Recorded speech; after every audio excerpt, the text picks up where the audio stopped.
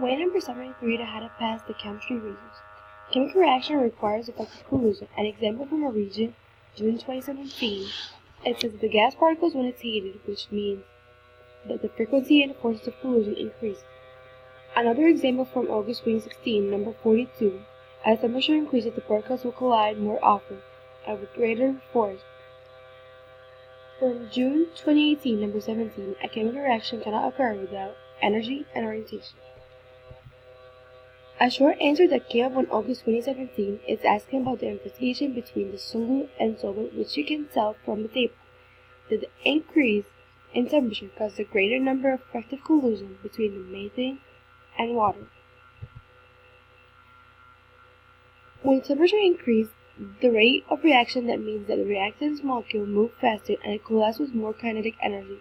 For example, question 58 from January 2017. Yep, you're right. The answer will be because it moves faster and collides with kinetic energy. From August 2017, you should be able to answer this question on your own. Yep, you're right. It's energy.